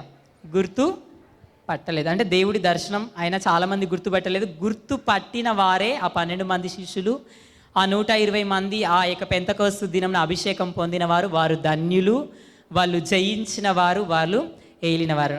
నేను ఒక RCM చర్చకు నేను చిన్నప్పుడు కూడా వెళ్ళేవాడిని. వాళ్ళు మరియకు ప్రార్థన చేస్తూ చెప్తారు, మరియమ్మ మా కోసం వేడుకొనండి, ఏలిన వారు నీతో కూడా ఉన్నారు. ఏలిన వారు అంటే దాని అర్థం ఏంటంటే జయించిన వారు నీతో ఉన్నారు అని అర్థం. అంటే మరియతో జయించిన వారు ఉన్నారు. ఆ జయించిన వారు ఆ కొద్ది మందే అండి. ఎంతమంది జయించారు తెలుసా? ఆ దర్శనం అంతమందికి వస్తే 120 మంది పెంతెకోస్తు దినమున అభిషేకము పొందిన వారు మొదట జయించారు. మరి పౌలు తర్వాత వచ్చాడు కదా, అంటే పౌలు అనుగ్రహం పొందినవాడు కాబట్టి తర్వాత చేర్చబడ్డాడు. అంటే జయించిన వారు చాలా ఎంతమంది? కొద్దిమంది. వారు మాత్రమే యేసును గుర్తుపట్టగలిగారు. మిగతా వాళ్ళు ఆయన వచ్చినా కూడా ఏం చేయలేదు, గుర్తుపట్టలేదు. మొన్నటి దినం నేను అనుకుంటూ ఉన్నాను, అక్కడ ఏది నిజంగా గొప్ప సేవకుడు ఎవరు? ఆయన దేవదాస్ సాయి గారు. 27, 28, 29 మీటింగ్స్ ఉంటాయి. ఒకవేళ నిజంగా దేవదాస్ సాయి గారు మళ్ళీ ఇంకొక జన్మరూపంలో వారికి వెళ్ళి దర్శిస్తే వాళ్ళు గుర్తుపడతారంటే ఎట్టి పరిస్థితిలో గుర్తుపట్టారు. నేను ఇంకొకటి అనుకున్నాను, మరియ గురించి ప్రార్థిస్తూ ఉంటారు ఆర్సీఎం. నిజంగా అది కరెక్ట్. మరియను పూజించడము తప్పు, కానీ మరియ కొరకు లేకపోతే మరియా అనుసారం ఆమె ధన్యురాలు కాబట్టి ఆమె ఏలింది అంటే ఒక పరిశుద్ధ స్త్రీ. భూలోకములో ఉన్న నరులలో గొప్ప వ్యక్తి దేవుడు తప్ప ఎవ్వరు కూడా లేడు. కానీ దేవుడి తర్వాత పరిశుద్ధమైన వ్యక్తి ఎవరైనా ఉన్నారంటే ఆమె ఎవరంటే ధన్యురాలైన మరియ తర్వాత మనం అందరం వస్తామండి. కాబట్టి ఆమెను ఎన్నుకున్నాడు. అయితే ఆ రీతిగా చేసినప్పుడు ఒకవేళ ఆమె మళ్ళీ అంత్యదినంలో వచ్చి దర్శించి ఆమె కూడా ఏం చేస్తుందని చెప్పాలి. లాస్ట్ వీక్ చెప్పాను, ఎంతమందికి గుర్తుంది? అయితే ఆ రీతిగా వస్తే మరి వాళ్ళు గుర్తుపడతారంటే చెప్పాలి, గుర్తుపట్టిన వారు చెప్పాలి ధన్యులు. అందుకే నీ కనులకు ఏం కనుక్కోవాలి ఈరోజు? ఏ కాటుక? రక్తములో ఉన్న శక్తి. కాటుక కొనకుండా ఈరోజు వెళ్తే నువ్వు గుడ్డివాడవని అర్థం. అయితే ఇక్కడ రాయబడి ఉంది ఈ 3 విషయం చూస్తే దూత దర్శనం గొప్పది, వీరి దర్శనం గొప్పది, ఈ మరియ దర్శనం కూడా చాలా గొప్పది. అందుకే నేను చెప్పాను ఒకసారి ఆల్ నైట్ సర్వీస్లో మరియన్ దిగి వచ్చి మాట్లాడిందని. ఎంతమందికి గుర్తుందండి? ఆ దర్శనం గొప్పది. కానీ అంతకంటే గొప్ప దర్శనం ఎంతమందికి కావాలనుకుంటున్నారు? యేసుక్రీస్తు శరీర రీతిగా కనబడ్డం ఒక దర్శనం, ఆత్మలో కనబడ్డం ఇంకొక దర్శనం. అందరూ శరీర రీతిగా చూశారు, కానీ పేతురు రూపాంతర కొండపైన రూపాంతరము చెందిన మహిమా శరీరం చూసి కొండ మీద ఇదిగో ఈ నా ప్రియకుమారుడు ఈయన అందు నేను ఆనందించున్నానన్న శబ్దం విని చెప్తున్నాడు, అంతకంటే స్థిరమైన ప్రవచన వాక్కు మనకుంది అని చెప్తున్నాడు. అంటే దర్శనం కంటే ఇంకా గొప్పది, దేవుణ్ణి చూసిన దర్శనం కంటే ఇంకా గొప్పది ఉంది అని పేతురు రాసిన పత్రికలో పేతురు ఉందా లేదా? ఉంది. చూద్దాం అదేంటో ఒకసారి చూద్దాం. పరమగీతం 6వ అధ్యాయం 10 నుంచి. సంధ్యారాగము చూపట్టుటూ చంద్రబింబమంత అందము గలదై సూర్యుని అంత స్వచ్ఛమును కలలును గలదై వ్యూహిత సైన్య సమభీకర రూపిణి అగు ఈమె ఎవరు? లోయలోని చెట్లు ఎట్లున్నవో చూచుటకు ద్రాక్షవల్లులు చిగిర్చనో లేదో దాడిమ వృక్షములు పూత పట్టినో లేదా చూచుటకు నేను అక్షోట వృక్షోద్యానమునకు వెళ్ళి తిని తెలియకే నా జనులలో గనులగు వారి రథములను నేను కలుసుకొంటిని. శూలమితి రమ్ము రమ్ము, మేము నిన్ను ఆశ తీరా చూచుటకై తిరిగి రమ్ము. శూలమితి అందు మీకు ముచ్చట పుట్టించినదేది? ఆమె మహనయీము నాటకమంతా వింత అయినదా? రాజకుమార్తె పుత్రిక, నీ పాదరక్షలతో నీవెంత అందముగా నడుచున్నావు. ఒకరోజు చెప్పాను, వధువుని చూస్తే ఏమవ్వాలంటే మనకు ముచ్చటేయాలి. ఆమె పాదరక్షలతో అందంగా నడుస్తూ ఉంటే ఆమెను మళ్ళీ చూడాలి ప్లీజ్ ఒకసారి చెప్పాలి. చూసిన కొద్దీ చూడబుద్ధి అయ్యేటంత గొప్ప అందం ఎవరిలో ఉందండి? ఎవరిలో ఉంది?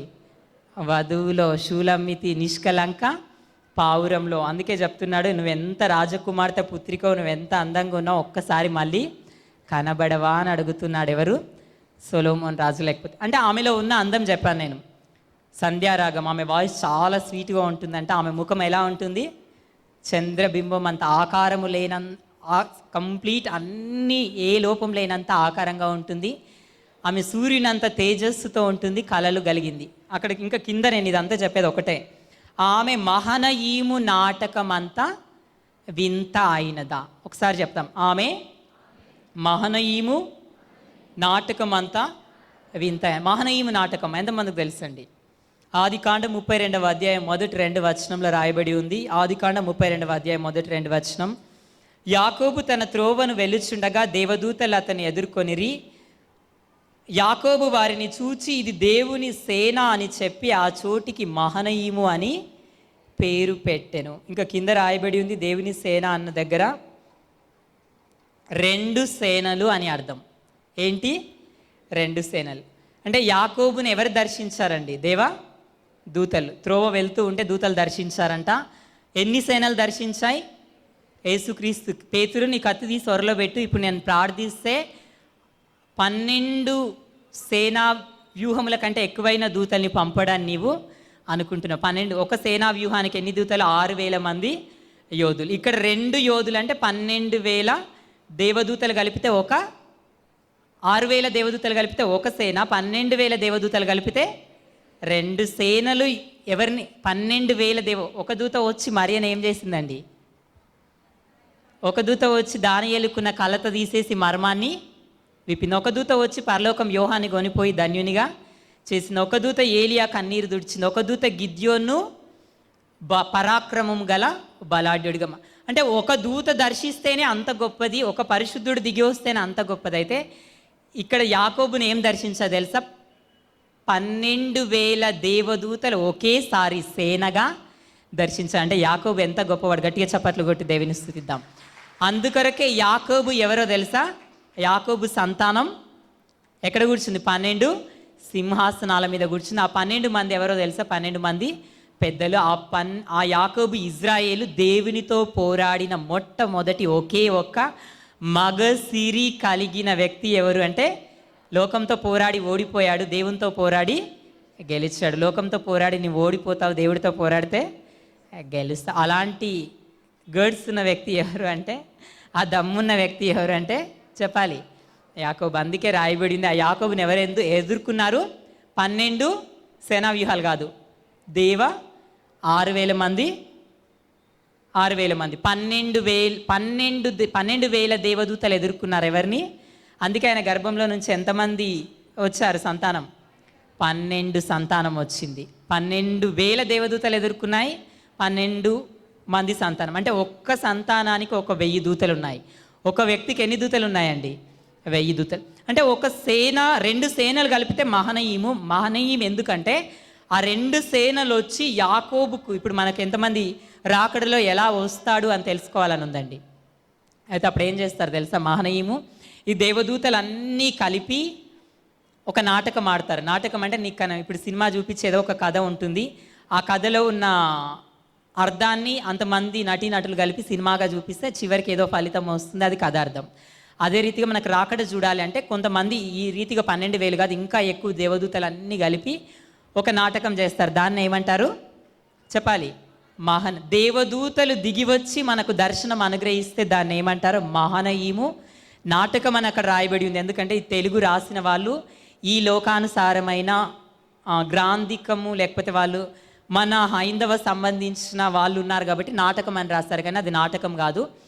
మహనయీం అంటే దేవదూతలు దిగి వచ్చి ఒక దర్శనాన్ని చూపిస్తే మహనయీము నాటకం కాదు, అదేది మహనయీము దర్శనం. మహనయీము నాటకం కాదు. వీళ్ళు నాటకాలు ఆడి ఉండి చూసి ఉండొచ్చు కాబట్టి నాటకం అన్నారు. దేవదూతలు తిరిగి వచ్చి జరగబోయే దాన్ని చూపిస్తే దాన్ని ఏమంటారు? మహనయీము దర్శనం. అంత గొప్పదా ఈమె అంటున్నారు, కానీ అంతకంటే గొప్పది ఎవరో తెలుసా? చెప్పాలి, వధువు. ఎంత గొప్పదంటే వ్యూహిత సైన్య సమభీకర రూపిణి అగు ఈమె ఎవరు? వ్యూహం. ఒక మనిషి లోపల ఎన్ని పరిశుద్ధులు ఉంటారంటే ఒకరు చెప్తారు దేవునాత్మ పరిశుద్ధాత్మనే ఉంటుందని. ఇంకా మీరు చూడండి దానియేలు ఎన్ని ఆత్మలు ఉన్నాయి? పరిశుద్ధ దేవతల ఆత్మలు. అందుకే దేవదాసాగర్ లోపల చాలా ఆత్మలు ఉన్నాయి కాబట్టి ఒక చోట నుంచి 7 చోట్ల కనబడ్డాడు. ఇంకా చాలా ఆత్మలు ఉంటాయండి. ఒక ఆత్మ, 2 ఆత్మలు, 3 ఆత్మలు కాదు, అనేకమైన ఆత్మలు ఉంటాయి. ఎందుకు ఉంటాయి అంటే చెప్తాను నేను. ఒక మనిషి లోపల ఎన్ని దయ్యాలు ఉన్నాయి అంటే 2,000 దయ్యాలు మోయడానికి ఇష్టపడుతున్నారు కానీ పరిశుద్ధులు. అందుకే ప్రకటన 6:10 రాయబడి ఉంది, పరిశుద్ధులందరూ హతసాక్షులైన ఆత్మలు బలిపీఠం కింద కేకలు వేస్తున్నాయి. ఎవరైతే దేవునికి దగ్గరగా ఉంటారో ఆ ఆత్మలను తీసుకొచ్చి ఆ వ్యక్తి లోపల పెడతారు. కాబట్టి ఆ వ్యక్తిలో ఏమున్నట్టు? పరిశుద్ధ దేవతల ఆత్మలు ఉన్నట్టు. అందుకే దేవదాసాగర్లో ఏమున్నట్టు అర్థం? పరిశుద్ధ దేవతల ఆత్మలు. కనుక అనేక రూపాల్లో ఆయన కనబడి ఉన్నాడు. నేను కూడా చెప్పాను, పరిశుద్ధ దేవతల ఆత్మ అభిషేకం దేవుడు అనుగ్రహించాను 2013లోనే. అందుకొరకే ఒక్కొక్కరికి ఒక్కొక్క రూపంలో. ఎంతమందికి నాకంటే ఎక్కువ రూపాలు కనబడ్డే వాళ్ళు ఎంతమంది చేతులు ఎత్తాలి? సిగ్గుపడకుండా చేతులు ఎత్తాలి. చాలామంది చెప్తారు, కొంతమంది వధువు అంటారు, కొంతమంది ఇంకొకలాగా కనబడ్డారంటారు, కొంతమంది ఇంకొకటి అంటారు. చూసిన వాళ్ళు చేతులు ఎత్తారు. కొంతమంది బాలుడు లాగా కనబడ్డారని చెప్తారు. ఎంతమంది చేతులు ఎత్తాలి త్వరగా? అంటే అనుగ్రహం పొందినవారు, దర్శనం చూసినవారు, ఏలినవారు, జయించిన వారు మీరు. గట్టిగా చప్పట్లు కొట్టి దేవుని స్తుతిద్దాం. అంటే ఇంతమంది చూస్తున్నా ఏం చేయలేకపోతున్నారు, చాలామంది గుర్తుపట్టలేకపోతున్నారు. గుర్తించిన వారు ధన్యులు. అయితే నేను అది చెప్పట్లేదు, కానీ ఈ స్త్రీ అంత ధన్యురాలంట. ఈ 12,000 సేనా వ్యూహం వచ్చి నాటకం చూపించి, దర్శనం చూపించి, ప్రకటన రాశాడు ఎవరు? యోహాను. అంతకంటే గొప్ప దేవదూతలు, వ్యూహిత సైన్య సమభీకర రూపిణియగు ఈ వ్యూహం అంటే అలాంటి సేనా వ్యూహాలు 6,000 కొన్ని కోట్ల సేనలన్నీ ఒకచోట కలిపి, ఒక సేనకి ఎన్ని దూతలు? 6,000. అలాంటి కొన్ని సేనలన్నీ ఒక వ్యూహం. సుడిగాలి ఎంతమందికి తెలుసండి? ఇప్పుడు సమ్మర్ వస్తుంది, ఏమొస్తుంది? సుడిగాలి అంటే ఏం చెప్పాను? మన దేవుడు దేంట్లో సుడిగాలి వస్తే దయ్యం వచ్చిందని చాలామంది అంటారు. మన దేవుడు తుఫానులోను సుడిగాలిలో, నిజంగా ఈ సమ్మర్లో దయ్యాలు ఎక్కువ బయట సంచరిస్తూ ఉంటాయి. ఎందుకు సంచరిస్తూ ఉంటాయంటే, దయ్యము ఒక మనిషిలో నుంచి వెళ్ళగొట్టిన తర్వాత నీరులోని చోటు తిరుగుతూ వెతుకుతుంటుందంట. ఎక్కడ నీళ్ళు, ఇంకొక మనిషి కావాలి. కాబట్టి నీరు లేని చోట్ల అదేమవుతుంది, దానికి నీళ్లు కావాలి. అందుకే ఆ సేనా దయ్యం ఏమైంది, నేను నీళ్ళ లోపలికి వెళ్తా, నన్ను అగ్నిలోనికి వెళ్ళాలని ఆజ్ఞాపించొద్దు, నేను సముద్రంకి ఆజ్ఞాపించు. అగ్నిలో అంటే నిత్యం కాలాలి, సముద్రంలో అయితే చల్లగా అయినా బ్రతకొచ్చు, చనిపోయి అనుకుంది. అంటే ఈ ఎండాకాలంలో ఎందుకు సుడిగాలి వస్తుందో చెప్తున్నాను. వేసవిలో ఆ దయ్యాలన్నీ బయట సంచరిస్తూ ఉంటాయి కాబట్టి దాన్ని బంధించడానికి దేవుడు దేంట్లో వస్తాడు? సుడిగాలి. అంటే అనేక ఇసుక రేణువులు అన్నీ కలిపి ఒక సుడిగాలిలా మారుతుంది. అలా ఒక వ్యూహం అండి. మీరు ఎంతమంది ఊబి చూస్తారు? ఊబి అలాంటి కొన్ని కోట్ల ఇసుక రేణువులు అన్నీ కలిపితే ఒక ఊబి, దాన్నే ఏమంటారు? వ్యూహం అనుకోవచ్చు. అంటే కొన్ని కోట్ల సేనలన్నీ కలిపి ఒక వ్యూహం. అంటే ఎన్ని దూతలు ఉన్నట్టు ఇప్పుడు దాంట్లో? లెక్క లేనన్ని దూతలు ఉన్నట్టు. ఎవరి లోపల? సేనా వ్యూహం. సేనకు 6,000 మంది యోధులు. అలాంటి సేనలు వ్యూహం లాగా ఉన్నాయి. అంటే లెక్క పెట్టలేనన్ని 2 సేనలు వచ్చాయి యాకోబు దగ్గరికి. ఈ స్త్రీ లోపల ఎన్ని ఉన్నాయంట? లెక్క పెట్టలేనన్ని దూతలు, సేనలు ఉన్నాయి. కాబట్టి అదొక వ్యూహం. అందుకే వ్యూహిత సైన్య సమభీకర అంటే అవన్నీ కలిపితే ఒక ఎత్తు, ఈ స్త్రీ కలిపితే ఒక ఎత్తు. సైన్య సమభీకర రూపిణియగు ఈమె ఎవరు? ఆమె ఎవరంటే వధువు అని దాని యొక్క అర్థం. నేను ఎందుకు ఈ మాట చెప్తున్నానంటే, ఆ కాలంలో యేసయ్య దర్శిస్తే చాలామంది యేసును గుర్తుపట్టలేకపోయారు. తన ఇంటికి, తన కోసం కట్టించుకున్న ఇంటికి, తాను సృష్టించిన ఇంటికి, తాను కట్టించిన దేవాలయానికి తాను మాట్లాడి డబ్బిచ్చి వెండి బంగారాలతో తన కోసము తన పేరు పెట్టబడి, ఎవరి పేరు ఉందండి?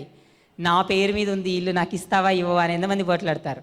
నేను నాకు పుట్టాడు కాబట్టి నా ఇల్లు నాకు ఖచ్చితంగా రావాలని మనుషులతో పోట్లాడినా కోర్టులో ఆయన గెలిచి అన్యాయంగానైనా తీర్పుతో తెచ్చుకుంటారు. అవునా కదా?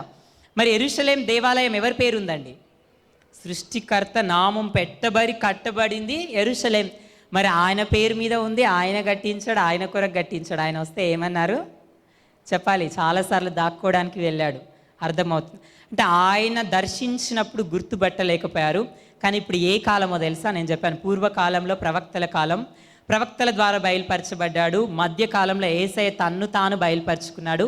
అంత్యకాలములో వధువు ద్వారా దేవుడు మహిమను లోకానికి బయలుపరచబోతున్నారు. అంటే ఈ వధువు దర్శనము చూసిన వారు, గ్రహించిన వారు ఎవరండి చెప్పాలి? ఎంత ధన్యులు! చాలా గొప్ప ధన్యులు. గట్టిగా చప్పట్లు కొట్టి దేవుని స్తుతిద్దాం. ఆ యొక్క ధన్యత చాలా గొప్పది.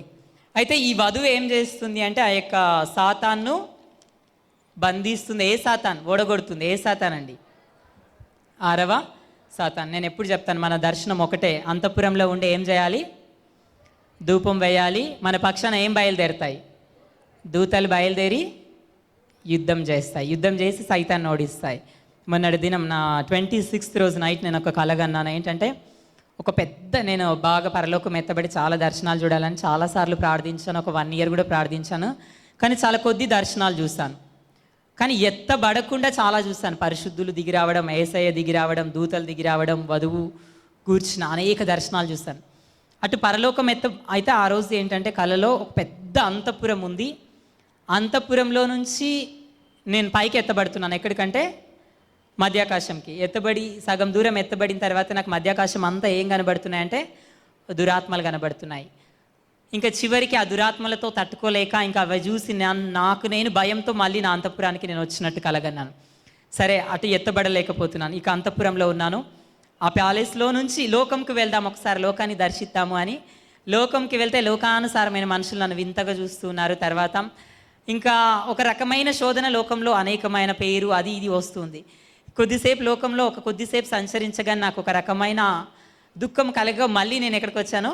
అంతఃపురానికి వచ్చాను. అప్పుడు దేవుడు మాట్లాడుతున్న నేను ఉన్న నివాసంకి వచ్చాను. అయితే దేవుడు నాకు నియమించింది ఏంటంటే అటు మధ్యాకాశం కాదు, ఇటు లోకం కాదు. నువ్వు ఉండాల్సింది ఎక్కడ? రాజు ఎక్కడ ఉంటాడండి? యుద్ధంలోనే బయటకు వస్తాడు. మిగతా టైంలో ఎక్కడుంటాడు? రాజు కానీ వరుడు కానీ వధువు కానీ ఎక్కడ ఉండాలి? అంతఃపురంలో సుఖభోగం. అంటే లోకంకు వెళ్ళాల్సిన పని నీకు లేదు. అటు పైకి, మరి పైకి ఎందుకు వెళ్ళొద్దు? దర్శనం, ఎత్తబడి దర్శనం చూడాలంటే ఒకటి చూడండి, చాలామంది ప్రకటన 12వ అధ్యాయం ఒక తప్పు చెప్తూ ఉంటారు. యేసయ్య సిలువలో చనిపోయినప్పుడే సాతాను చచ్చిపోయింది. నిజంగానే 6వ సాతాను ఏమైంది? 5వ సాతాను ఏమైంది? చనిపోయింది. పరలోకంలో దానికి స్థానం లేదు నిజంగానే, కానీ మధ్యాకాశంలో దానికి ఏముందండి? స్థానం ఉంది. అందుకే ఈ ఆది మహాఘట సర్పం స్త్రీగా అన్నప్పుడు కింది నుంచి, పాతాళంలో నుంచి బయటకు వచ్చిందా, పైనుంచి దిగి వచ్చిందా? ఆకాశంలో నుంచి పరలోకంలో దానికి స్థానము లేక దూతలు పోట్లాడితే కిందికి పడిందంట. అర్థమవుతుందా? అంటే ఇది పరలోకంలో లేకపోవచ్చు ఆది మహాఘట సర్పంగానే ఎక్కడుంది? అందుకే ఆకాశ మండలం అందున్న దురాత్మలతో మనము పోరాడుతున్నాం. ఇప్పుడు మనం ఎందుకు ఎత్తబడట్లేదు, దూతలు ఎందుకు రావట్లేదు అంటే అక్కడ ఏముంది? ఆది మహా ఎంతుందండి సర్పం? చిన్నగా ఉంది అనుకుంటున్నారా మీరు? కాదు, ఎంతుందో తెలుసా? భూమి మీద దంతాలు ఉంటే తోక ఎక్కడుంది? ఆకాశ నక్షత్రాలన్నీ ఈడ్చి భూమి మొత్తం, ఆకాశం మొత్తం మీరు కొన్ని ఆనకొండ చూసి ఉండవచ్చు, కొద్ది దూరం ఉండి ఉండవచ్చు అండి, కానీ అది కాదు. ఇది మొత్తం ఆకాశం మొత్తం అదే ఏం చేసింది? చుట్టి పెట్టి ఉంది. అంత పెద్ద పాము ఎక్కడుందండి? కాబట్టి అలా వెళ్ళడం కాదు నీ పని ఇది అని చెప్పాడు. మరి ఎన్ని రోజులు ఎత్తబడకుండా దర్శనం చూడకుండా ఉంటాము అన్నప్పుడు ఒక్క కార్యం జరగాలి. ఆకాశంలో ఉన్నదానికి ఇప్పుడు ఏం లేదు తెలుసా? అధికారం లేదు. ఇప్పుడు దేనికి అధికారం చెప్పాలి? భూమి మీద ఉన్న 6వ సాతానికి, దానికి 7వ దానికి ఉందా అంటే ఉంది అంతే, కానీ దానికి కీస్ ఎక్కడున్నాయంటే 6వ సాతాన్ దగ్గర. ఇది కూలిపోయేంత వరకు దానికి అధికారం ఉంటుంది అని దేవుడు మాట్లాడు. అది ఎలా కూలిపోతుందో ఒకటి చెప్పి నేను ఇంకా ముగిస్తాను.